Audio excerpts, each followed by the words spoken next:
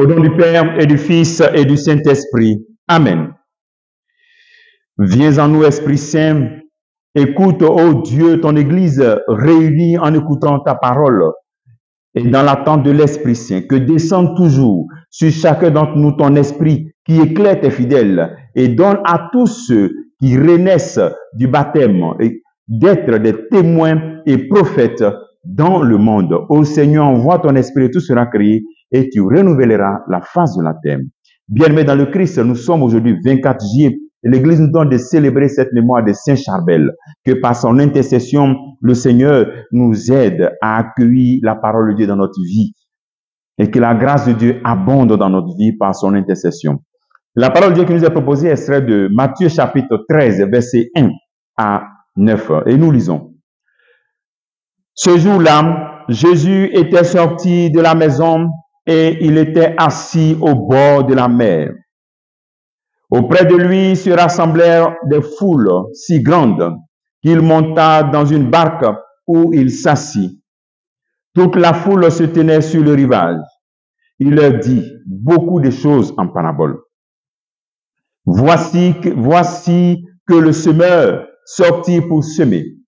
Et comme il semait, les grains sont tombés au bord du chemin. Et les oiseaux sont venus tout manger. D'autres sont tombés sur le sol pierreux et où il n'avait pas beaucoup de terre. Ils ont levé aussitôt parce que la terre était peu profonde. Le soleil s'est enlevé, ils ont brûlé et faute de racines, ils ont séché. D'autres ont poussé et d'autres sont tombés dans les ronces. Les ronces ont poussé et les ont étouffés. D'autres sont tombés dans la bonne terre et ils ont donné du fruit en raison de 100 ou 60 et 30 pour 1. Celui qui a des oreilles, qu'il entende. Acclamons la parole de Dieu. Louange à toi, Seigneur Jésus. Celui qui a des oreilles, qu'il entende. Le Seigneur attire notre attention sur la manière d'écouter la parole de Dieu. Il nous donne ces 4 exemples pour que nous puissions d'abord, dans un premier temps, bénir Dieu qui nous fait confiance. Nous sommes si différents. Nous n'avons pas la même formation, mais nous accueillons la parole de Dieu. Quelle que soit la terre de notre vie, le Dieu nous fait confiance et il sème sa parole dans notre vie. Et c'est ça, ces différentes terres-là. Donc, c'est un semeur qui laisse les grains tomber et voilà, qui laisse. C'est vraiment, c'est la confiance. Donc, le premier appel de ce jour en cette journée, bénis Dieu pour toutes ces paroles que tu as écoutées. Même si tu n'as rien fait avec, mais au moins bénis Dieu parce qu'il continue de te chercher. Il continue de s'aimer la parole de Dieu dans ta vie. Même si elle ne produit pas de fruits, il continue. Chaque fois que tu entends une parole de Dieu, dis-toi que Dieu t'attend. Dieu a de l'espoir pour toi. Dieu espère encore. Il te cherche comme quelqu'un qui est en train de draguer ou bien quelqu'un qui est en train de chercher à avoir un marché. Il cherche et voilà, il faut lui dire merci. Deuxième élément, c'est bien entendu accueillir cela. Donc, il nous montre les choses qui peuvent nous empêcher d'écouter la parole de Dieu. Satan peut nous voler cela, voilà. Ou bien, on écoute la parole de Dieu, on dit, la parole de Dieu là, si l'autre était là vraiment, ça allait être bien si ma voisine était là, si mon mari était là, il écoutait cela. Non. La parole de Dieu, ce n'est pas de penser à quelqu'un, voilà. C'est d'abord toi d'abord.